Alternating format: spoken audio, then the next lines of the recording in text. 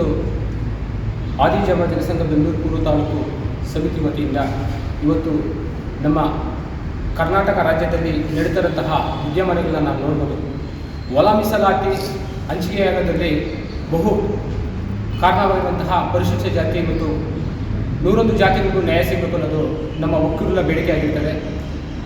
ಈ ಒಂದು ಬೇಡಿಕೆ ಏನಾಗಿರ್ತದೆ ಅಂದರೆ, ಮಂದಾಕೃಷ್ಣ ಮಾದಿಗ ಸಾರ್ ಅವರು 30 ವರ್ಷಗಳ ಕಾಲ ನಮಗೆ ಹೋರಾಟದ ಒಂದು ಹಾದಿಯನ್ನು ನೀಡಿರುತ್ತಾರೆ. ಕರ್ನಾಟಕದಲ್ಲಿ ನಾವು 30-32 ವರ್ಷಗಳ ಕಾಲ ಸತತವಾಗಿ ಒಳ ಮೀಸಲಾತಿ ಬಗ್ಗೆ ಅನೇಕ ಹೋರಾಟಗಳು ಮಾಡ್ಕೊಂಡು ಬಂದಿರುತ್ತೇವೆ. ಆಮೇಲೆ ನಮಗೆ ಕಾಂಗ್ರೆಸ್ ಸರ್ಕಾರ 2025ರಲ್ಲಿ ನಮಗೆ ಒಳ ಮೀಸಲಾತಿಯನ್ನು ಜಾರಿ ಮಾಡ್ತಾರೆ. ಹಾಗೆ ನಮಗೆ ಇವತ್ತು ರಾಜ್ಯಪಾಲರ ಅಂಕಿತವಾಗಿರ್ತದೆ. ನಾವು ತುಂಬ ಆಸೆ ಇಟ್ಕೊಂಡಿದ್ವಿ. ಏನಪ್ಪ ಆಸೆ ಇಟ್ಕೊಂಡಿದ್ವಿ ಅಂದರೆ, ನಮಗೆ ಒಳ ಮೀಸಲಾತಿ ಜಾರಿ ಆಯಿತು, ನಮಗೆ ರಾಜ್ಯಪಾಲರಿಂದ ಅನುಮೋದನೆ ಆಯಿತು, ನಮಗೆ ಸಾಮಾಜಿಕವಾಗಿ ಶೈಕ್ಷಣಿಕವಾಗಿ ನಮಗೆಲ್ಲ ಒಂದು ರೀತಿಯ ಉದ್ಯೋಗದಲ್ಲಿ ನಮಗೆ ನ್ಯಾಯ ಸಿಗ್ತದಂತಹ ಕನಸನ್ನು ನಮ್ಮ ಯುವ ಜನತೆ ಮತ್ತು ವಿದ್ಯಾರ್ಥಿಗಳು ತುಂಬ ಭರವಸೆಗೆ ಇಟ್ಕೊಳ್ತಾ ಇದ್ರು. ಆದರೆ ಮೊನ್ನೆ ನಡೆದಂತಹ ವಿದ್ಯಮಾನಗಳು ನೋಡಿದ್ರೆ ನಮಗೆ ತುಂಬ ಬೇಸರ ಆಗ್ತಾ ಇದೆ. ಏನಪ್ಪ ಬೇಸರ ಅಂದರೆ, ನಮಗೆ ರಾಜ್ಯಪಾಲರ ಅನುಮೋದನೆ ಸಿಕ್ಕಿ ನಮಗೆ ಮೀಸಲಾತಿಯನ್ನು ಹಂಚಿಕೆ ಮಾಡಬೇಕು ಅನ್ನೋದು ಒಂದು ಕಾನೂನುಬದ್ಧವಾಗಿ ಕಾನೂನಾಗಿದೆ. ಆದರೆ ರಾಜ್ಯ ಸರ್ಕಾರ ಇವತ್ತು ಏನು ಮಾಡ್ತಾ ಇದೆ, ಆ ಒಂದು ಶಾಸನ ಸಮಿತಿಯಲ್ಲಿ ಒಂದು ಸಂಪುಟ ಸಭೆಯಲ್ಲಿ ತೀರ್ಮಾನ ಮಾಡಿ ನಮಗೆ ಏನು ಇವತ್ತು ಒಳ ಮೀಸಲಾತಿ 18% ಕೊಟ್ಟಿದ್ದಾರೋ ಆ 18% ನಮಗೆ 6.5 ಕೊಟ್ಟಿದ್ದಾರೆ. ಅದು ಸಂಪೂರ್ಣವಾಗಿ ಆ ಜನಸಂಖ್ಯೆ ಅನುಗುಣವಾಗಿ ನಮಗೆ ಮೀಸಲಾತಿ ಹಂಚಿಕೆ ಮಾಡಬೇಕು ಅನ್ನೋದು ನಮ್ಮ ಒಕ್ಕೂಟರ ಎಲ್ಲರ ಒಂದು ಮುಖ್ಯಮಂತ್ರಿ ಸಾಹೇಬರಿಗೆ ನಾವು ಮನವಿ ಮಾಡ್ತಾ ಇದ್ದೀವಿ. ಏನಂದರೆ, ನೀವು ನಮಗೆ ಒಳ ಮೀಸಲಾತಿ ಜಾರಿ ಮಾಡಿರೋದು ಒಂದು ಸಂತೋಷ ವಿಚಾರನೆ, ಆದರೆ ಅದು ಸಂಪೂರ್ಣವಾಗಿ ಜಾರಿ ಮಾಡುವಂಥ ಕರ್ತವ್ಯ ಅದು ನಿಮ್ಮ ಸರ್ಕಾರದ ಮೇಲೆ ಇದೆ, ನಿಮ್ಮ ಮೇಲೆ ವಿಶ್ವಾಸ ಇದೆ. ಮುಂದಿನ ಒಂದು 2 ದಿನಗಳಲ್ಲಿ ಇವತ್ತು ನಮಗೆ ಏನು ಒಂದು ಒಡುಕು ಕಾಣಿಸ್ತದೆ ಅಂದರೆ, ಒಳ ಮೀಸಲಾತಿ ಒಳಪಟ್ಟು ಇವತ್ತು ಉದ್ಯೋಗಗಳು ನಮಗೆ ವಿದ್ಯಾರ್ಥಿಗಳಿಗೆ ಆಗ್ತದಾ ಇಲ್ಲ ಅನ್ನೋದು ನಮಗೆ ಗೊತ್ತಾಗಬೇಕು. ಅದು ನೀವು ಒಂದು ಮಾಧ್ಯಮದ ಮುಖಾಂತರ ಆಗಿ, ಒಂದು ಪತ್ರಿಕೆ ಮುಖಾಂತರವಾಗಿ ನಮಗೆ ತಿಳಿಸಬೇಕಾಗ್ತದೆ. ಯಾಕಂದರೆ ನಾವು ಇನ್ನೂ ಅದು ನಮಗೆ ಗೊಂದಲವಾಗಿದೆ. ನೀವು ಒಳ ಮೀಸಲಾತಿ ಇಟ್ಕೊಂಡು ಈ ಮೀಸಲಾತಿನ ಇವು ಉದ್ಯೋಗಗಳನ್ನ ಸೃಷ್ಟಿ ಮಾಡ್ತಾ ಇದ್ದೀರಾ. ಇನ್ನೊಂದು ಅದಕ್ಕೆ ಸಮಾನತವಾದ ಒಂದು ಕೆಲಸಗಳಿಗೆ ನೀವು ಸಮಾನತವಾದ ಉದ್ಯೋಗಗಳನ್ನ ಒಳ ಮೀಸಲಾತಿ ಮುಖಾಂತರ ಕೊಡ್ತಾ ಇದ್ದೀರ ಅನ್ನೋದು ನಮಗೆ ಇನ್ನೂ ಗೊಂದಲ ಒಂದಾಗಿದೆ. ಅದಕ್ಕೋಸ್ಕರ ಮಾನ್ಯ ಮುಖ್ಯಮಂತ್ರಿಯವರಿಗೆ ನಾನು ತಿಳಿಸೋದು ಇಷ್ಟೇ, ನಿಮ್ಮ ಕಾಂಗ್ರೆಸ್ ಸರ್ಕಾರದ ಮೇಲೆ ಅಪಾರವಾದ ನಂಬಿಕೆ ಇದೆ. ನಮ್ಮ ಮಾದಿಗ ಸಮುದಾಯದ 30 ವರ್ಷಗಳ ಕಾಲ ಹೋರಾಟ ಒಂದು ಪ್ರತಿಫಲ 101 ಜಾತಿಗೂ ಸಲ್ಲಿದಿದೆ. ನಾವು ಕೇಳ್ತಾ ಇರೋದು ಬರೀ ಮಾದಿಗ ಸಮುದಾಯದ ಒಂದು ಜಾತಿಗಲ್ಲ, 101 ಜಾತಿಗೂ ಒಳ ಮೀಸಲಾತಿ ಬೇಕಾಗಿದ್ದ ಅನಿವಾರ್ಯ ಇದೆ. ಅದಕ್ಕೋಸ್ಕರ ನಾವು ಈ ಮಾಧ್ಯಮದ ಮುಖಾಂತರ ಇವತ್ತು ನಾನು ಒಂದು ಏನು ತಿಳ್ಕೊತಾ ಇದ್ದೀನಿ ಅಂದರೆ, ದಯವಿಟ್ಟು ಒಂದು ವಾರದಲ್ಲಿ ನೀವು ಇದನ್ನ ಪರಿಶೀಲನೆ ಮಾಡಿ ನಮ್ಮ ಮಾದಿಗ ಸಮುದಾಯಕ್ಕೆ ಉದ್ಯೋಗಗಳ ಅವಕಾಶಗಳು ನೀವು ಕೊಡಬೇಕು. ಮತ್ತು ಈ ಒಂದು ಒಳ ಮೀಸಲಾತಿನಲ್ಲಿ ಏನು ನಮಗೆ 6.5 ಇದೆಯೋ ಅದೆಲ್ಲ ನೀವು ಸೇರಿ ನಮಗೆ 15% ಕೊಟ್ಟರೆ ನಮಗೆ ಸೂಕ್ತವಾಗಿರ್ತದೆ. ನೀವು 15% ನಮಗೆ ಕೊಟ್ಟು ಮೀಸಲಾತಿ ಏನನ್ನ ನಾವು ವಂಚಿತರಾದರೆ ಅದನ್ನು ನಮಗೆ ಹಿನ್ನಡೆ ಆಗ್ತದೆ.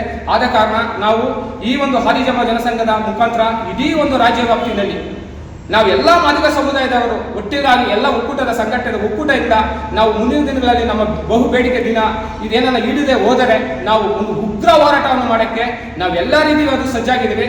ಸರ್ಕಾರಕ್ಕೆ ಮುಂದಿನ ದಿನಗಳಲ್ಲಿ ನೀವೇನ ನಮಗೆ ಒಳ ಮೀಸಲಾತಿ ಹಂಚಿಕೆ ಮಾಡಿರೋ ಓದಿ ನಮಗೇನ ಮೋಸ ಮಾಡ್ತಾ ಕಾರಣ ಆದಾಗ ಮುಂದಿನ ದಿನಗಳಿಗೆ ಸರ್ಕಾರಕ್ಕೂ ನಾವು ತಕ್ಕ ಪಾಠ, ಚುನಾವಣೆಗಳಾಗ್ಬೋದು ಮತ್ತು ಎಲ್ಲ ರೀತಿ ಮುಂಬರುವ ಚುನಾವಣೆಗಳಲ್ಲಿ ನಾವು ತಕ್ಕ ಪಾಠ ಕಲಿಸುವಂತಹ ನಾನು ಎಚ್ಚರಿಕೆ ಕೊಡ್ತಾ ಇದ್ದೀನಿ. ನನಗೆ ಮಾತನಾಡೋ ಅವಕಾಶ ಪತ್ರಿಕಾ ಮಾಧ್ಯಮದ ಮೂಲಕ ತಿಳಿಸುವುದೇನೆಂದರೆ, ಇವತ್ತು ಆದಿಜಾಂಬ ಜನಸಂಘ ಬೆಂಗಳೂರು ಪೂರ್ವ ತಾಲೂಕು ವತಿಯಿಂದ ಇವತ್ತೊಂದು ತುರ್ತು ಸಭೆ ಮಾಡಿ ಮತ್ತು ಸರ್ಕಾರಕ್ಕೆ ಒಂದು ವಿಶೇಷವಾದ ಮನವಿ ಮಾಡಬೇಕಂತ ತೀರ್ಮಾನ ಮಾಡಿದ್ದೀವಿ. ಏನಪ್ಪ ಅಂದರೆ, ಸರ್ಕಾರದಲ್ಲಿ ಸುಮಾರು 56,000ಕ್ಕಿಂತ ಹೆಚ್ಚು ಹುದ್ದೆಗಳು ಇವತ್ತು ಹುದ್ದೆ ನೇಮಕಾತಿ ಮಾಡಲು ಸರ್ಕಾರ ತೀರ್ಮಾನ ಮಾಡಿರ್ತದೆ. ಇದರಲ್ಲಿ ಇದು ಮುಖ್ಯವಾಗಿ ವಿದ್ಯಾವಂತರು ಹಾಗೂ ಉದ್ಯೋಗ ಅವಕಾಶಗಳು ಯಾರಿದ್ದಾರೋ ಅವರಿಗೆ ಮುಖ್ಯವಾಗಿ ಅವಶ್ಯಕತೆ ಬೇಕಾಗಿರೋ ವಿಷಯ ಇದು. ಸರ್ಕಾರ ತೀರ್ಮಾನ ಮಾಡಿರೋದಕ್ಕೆ ಮೊದಲನೇದಾಗಿ ಸರ್ಕಾರಕ್ಕೆ ಒಂದು ಅಭಿನಂದನೆ ತಿಳಿಸ್ತಾ ಇದ್ದೀನಿ. ಅದರಲ್ಲಿ ಏನು ಸಮಸ್ಯೆ ಏನಂದರೆ, ಇವತ್ತು ಉದ್ಯೋಗ ನೇಮಕಾತಿ ಮಾಡೋದು ಸರಿ, ಆದರೆ ಕೂಡ ನಮ್ಮ ಒಳ ಮೀಸಲಾತಿ ವಿಚಾರವಾಗಿ ಇವತ್ತು ನಾಗಮೋಹನ್ ದಾಸರ ವರದಿ ಪ್ರಕಾರ 17% ನಾವು ತೀರ್ಮಾನ ಮಾಡಿದರೆ, ಅದರ ಪ್ರಕಾರನೇ ಮಾಡಿದರೆ ಇವತ್ತು ನಮ್ಮ ಮಾದಿಗ ಸಮುದಾಯಕ್ಕೆ ಒಂದು ನ್ಯಾಯ ಸಿಗುವಂಥ ಕೆಲಸ ಆಗ್ತಾಯಿತ್ತು. ಮತ್ತು ಸಚಿವ ಸಂಪುಟದಲ್ಲಿ ಕೂಡ ಅದು ತೀರ್ಮಾನ ಮಾಡಿದ್ದಾರೆ ಮತ್ತು ಇದಕ್ಕೆ ರಾಜ್ಯಪಾಲರು ಕೂಡ ಅಂಕಿತ ಹಾಕಿ ಒಪ್ಪಿಗೆ ಸೂಚಿಸುತ್ತಾರೆ. ಆದರೆ ಕೂಡ ಇವತ್ತು ಒಂದು ಸೊ ಹೈಕೋರ್ಟ್ನ ಒಂದು ಆದೇಶ ಇದೆ ಅಂತೇಳಿ ಇವತ್ತು ಹಳೆ ಮೀಸಲಾತಿ ಏನಿದೋ 15% ಅದರಲ್ಲೇ ಮಾಡಬೇಕಂತ ತೀರ್ಮಾನ ಮಾಡಿದ್ದಾರೆ. ಪರವಾಗಿಲ್ಲ, ನಮಗೆ ಅದರಲ್ಲಿ ಯಾವುದೇ ಅಭ್ಯಂತರ ಇಲ್ಲ. ಅಂದರೆ ನಮ್ಮ ಏನೋ ಒಂದು ಬೇಡಿಕೆ ಅಂದರೆ ಇವತ್ತು 15% ಎಲ್ಲ ಮಾಡಲಿ. ಯಾಕಂದರೆ ಇವತ್ತು ವಿದ್ಯಾವಂತರ ಉದ್ಯೋಗಿ ಆಕಾಂಕ್ಷೆಗಳು ಏನಿದ್ದಾರೋ ಅದು ವಯೋಮಿತಿ ಮೀರೋಗ್ತಾ ಇದೆ. ಆ ಮೀರಾಗ್ತಾ ಇರೋದ್ರಿಂದ ಇವತ್ತು ಸರ್ಕಾರ ಒಂದು ದಿಟ್ಟ ಹೆಜ್ಜೆ ಇಟ್ಟಿದೆ. ತೀರ್ಮಾನ ಮಾಡಲೇಬೇಕಾಗಿತ್ತು. ಸುಮಾರು ವಿವಿಧ ಇಲಾಖೆಗಳು ಕೂಡ 2,80,000ಕ್ಕಿಂತ ಹೆಚ್ಚು ಹುದ್ದೆಗಳು ಇವತ್ತು ಖಾಲಿ ಇದೆ. ಇದನ್ನು ತುಂಬಬೇಕಾಗಿರೋ ಸರ್ಕಾರದ ಕೆಲಸ ಆಗಿತ್ತು. ಆದರೂ ಕೂಡ ಸರ್ಕಾರ 2 ವರ್ಷ ತಡವಾದರೂ ಕೂಡ ಒಂದು ಧಾರವಾಡದಲ್ಲಿ ಹೋರಾಟ ಒಂದು ತೀವ್ರಗೊಂಡಿರೋಕ್ಕೋಸ್ಕರ ಇವತ್ತು ಮೊನ್ನೆ ಸಿದ್ದರಾಮಯ್ಯನವರು ಇವತ್ತು ಒಳ್ಳೆ ತೀರ್ಮಾನ ತಗೊಂಡಿದ್ದಾರೆ. ಇದಕ್ಕೆ ನಮಗೆ ತುಂಬ ಒಂದು ಸಂತೋಷದ ವಿಚಾರ. ಮತ್ತು ಇವರೊಂದು ಮುಖ್ಯವಾಗಿ ಹೇಳ್ತಾ ಇದ್ದಾರೆ, ಒಂದು 5 ವರ್ಷ ವಯೋಮಿತಿ ಸಡಿಲಿಕೆ ಮಾಡಿದ್ದೀವಿ ಅಂತ. ಆದರೆ ಸಡಿಲಿಕೆ ಮಾಡಿದ್ರಕ್ಕಿಂತ ಇರೋದು ಯಾವುದೇ ಪ್ರಯೋಜನ ಇಲ್ಲ. ಸಡಿಲಿಕೆ ಮಾಡಿದ್ರೂ ಒಂದು ನೇಮಕಾತಿ ಮಾಡಿಲ್ಲ ಅಂದರೆ ಇದು 5 ವರ್ಷ ಸಡಿಲಿಕೆ ಮಾಡಿದ್ರೆ ಯಾವುದೇ ರೀತಿ ಒಂದು ಉಪಯೋಗ ಇಲ್ಲ.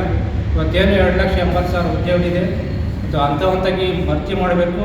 ಮತ್ತು ಮುಖ್ಯವಾಗಿ ಇವತ್ತು ಒಳ ಮೀಸಲಾತಿ ಪ್ರಕಾರನೇ ಇವತ್ತು 15% ಮಾಡಿದ್ರು ಕೂಡ ಅದರಲ್ಲೇ ನಮಗೆ ಏನು ನಮ್ಮ ಮಾದಿಗರಿಗೆ ಒಂದು 6% ಮೀಸಲಾತಿ ಇದೆ.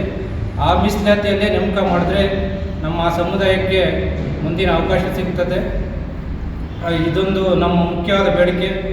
ಇವತ್ತು ಯಾವುದೇ ಒಂದು ಸಚಿವರು ಆಗಲಿ ಏನೇ ಇದ್ದರೂ ಕೂಡ ಸರ್ಕಾರದಲ್ಲಿ ಇವತ್ತು ಕಾಂಗ್ರೆಸ್ ಸರ್ಕಾರ ಇವತ್ತು ಎಲ್ಲರಿಗೂ ಒಂದು ಮತ್ತು ಒಳ್ಳೆಯ ಅವಕಾಶಗಳು ಮಾಡಿಕೊಟ್ಟಿದೆ. ಮತ್ತು ಗೃಹಲಕ್ಷ್ಮಿ ಮತ್ತು ಇನ್ನೊಂದು ಎಲ್ಲ ಒಂದು ಪಂಚ ಗ್ಯಾರಂಟಿಗಳಿಗೆ ನಮ್ಮ ಮೀಸಲು ಹಣ ಬಳಕೆ ಮಾಡ್ತಾರೆ. ಇದನ್ನು ಕೂಡ ನಮ್ಮ ಸಂಘಟನೆ ಖಂಡಿಸ್ತದೆ. ಯಾಕಂದರೆ ನಮಗೆ ಒಂದು ಉದ್ಧಾರಕ್ಕೋಸ್ಕರ ಇಟ್ಟಂಥ ದುಡ್ಡು ಕೂಡ ಇವರು ಎಲ್ಲ ಯೋಜನೆಗಳಿಗೆ ಉಪಯೋಗಿಸ್ಕೊಂಡು ನಮ್ಮ ಸಮುದಾಯ ಮುಂದೂಡಿಕೆಯಾಗಿ ಇವರು ಒಂದು ಕಾರಣ. ಅವ್ರು ಸರ್ಕಾರ ಹೇಳ್ತದೆ ನಮಗೆ ಅನುದಾನ ಹೆಚ್ಚಿಗೆ ಮಾಡಿದ್ದಾರೆ ಅಂತ ಹೇಳ್ತಾ ಇದ್ದಾರೆ. ಹೆಚ್ಚಿಗೆ ಮಾಡಿ ಮತ್ತೆ ತಗೊಂಡ್ರೆ ಅವ್ರು ಹೆಚ್ಚಿಗೆ ಮಾಡೋದು ಪ್ರಯೋಜನ ಇಲ್ಲ. ಇವತ್ತು ನಾವು ಅತಿ ಹೆಚ್ಚು ಕೊಟ್ಟಿರುವಂಥ ಸರ್ಕಾರ ಕಾಂಗ್ರೆಸ್ ಸರ್ಕಾರ ಅಂತ ಹೇಳುತ್ತೆ. ಆದರೂ ಕೂಡ ಹೆಚ್ಚಿಗೆ ತೊಗೊಂಡು ವಾಪಸ್ ತೊಗೊಂಡ್ರೆ ಅದರಿಂದ ನಮಗೇನೋ ಅನುಕೂಲ ಇಲ್ಲ.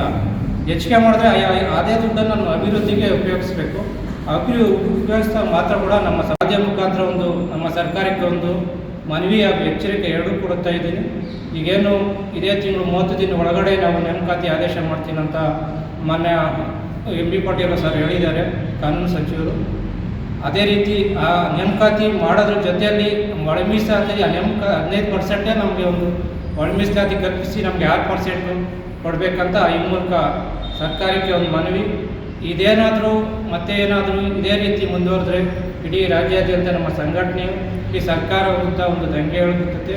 ಮತ್ತು ಇಡೀ ರಾಜ್ಯಾದ್ಯಂತ ಉಗ್ರವಾದ ಪ್ರತಿಭಟನೆ ಹಮ್ಮಿಕೊಳ್ಬೇಕಂತ ನಮ್ಮ ಎಲ್ಲ ಪದಾಧಿಕಾರಿಗಳ ಮುಖಾಂತರ ಈ ಸರ್ಕಾರಕ್ಕೆ ಒಂದು ಎಚ್ಚರಿಕೆ ನೀಡ್ತಾ ಇದೆ. ಓಕೆ ಬಂಧುಗಳೇ, ಏನು ಇವತ್ತಿನ ದಿನ ಒಳ ಮೀಸಲಾತಿ ವಿಚಾರವಾಗಿ ಮೊನ್ನೆ ಅಷ್ಟೇ ರಾಜ್ಯಪಾಲರ ಒಂದು ಅಂಕಿತವನ್ನು ಪಡೆದಂಥ ಒಂದು ಒಳ ಮೀಸಲಾತಿ ಸಾಕಷ್ಟು ಗೊಂದಲಗಳಿಗೆ ಎಡೆ ಮಾಡಿಕೊಟ್ಟಿದೆ. ಕಾರಣ ಏನಪ್ಪ ಅಂದರೆ ಸತತವಾಗಿ 35 ವರ್ಷಗಳಿಂದ ಒಂದು ಹೋರಾಟನ ಮಾಡ್ಕೊಂಡು ಬಂದಂಥ ಒಂದು ಮಾದಿಗ ಸಮುದಾಯಕ್ಕೆ ಸಾಕಷ್ಟು ಅನ್ಯಾಯ ಆಗಿದೆ. ಇದೇ ಮಾನ್ಯ ಸಿದ್ದರಾಮಯ್ಯನವರು ಇದಕ್ಕೂ ಮುಂಚೆ 2013ರಲ್ಲಿ ಮುಖ್ಯಮಂತ್ರಿ ಆದಾಗ ಹುಬ್ಬಳ್ಳಿಯಲ್ಲಿ ಒಂದು ಸಮಾವೇಶ ಆಗುತ್ತೆ.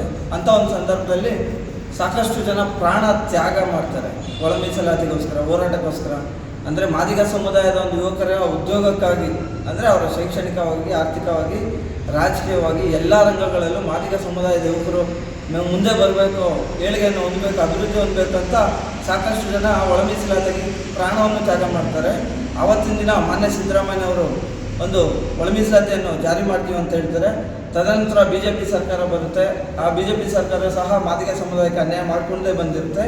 ಅದೇ ರೀತಿ ಮತ್ತೆ ಅಗೇನ್ ಈಗ ಸಿದ್ದರಾಮಯ್ಯನವರು 2ನೇ ಬಾರಿ ಮುಖ್ಯಮಂತ್ರಿ ಆಗಿ ಅವರ ಕಾಂಗ್ರೆಸ್ ಒಂದು ಪ್ರಣಾಳಿಕೆಯಲ್ಲೇ ಉಲ್ಲೇಖ ಮಾಡಿರ್ತಾರೆ, ಒಳ ಮೀಸಲಾತಿಯನ್ನು ನಾವು ಈ ಸಲ ಜಾರಿಗೆ ತಂದೇ ತರ್ತೀವಿ, ಮಾದಿಗ ಸಮುದಾಯದವರು ನಮಗೆ ಒಂದು ಬಹುಮತವನ್ನು ನೀಡಿ ಸರ್ಕಾರ ರಚನೆ ಮಾಡಿದ ತಕ್ಷಣ ಮೊದಲನೇದಾಗಿ ನಾವು ದಲಿತರಲ್ಲಿ ಒಳ ಮೀಸಲಾತಿಯನ್ನು ಜಾರಿ ಮಾಡೇ ಮಾಡ್ತೀವಿ ಅಂತ ಒಂದು ಹೇಳಿಕೆ ಕೊಡ್ತಾರೆ. ಆದರೆ ಮಾಡೋದಿಲ್ಲ.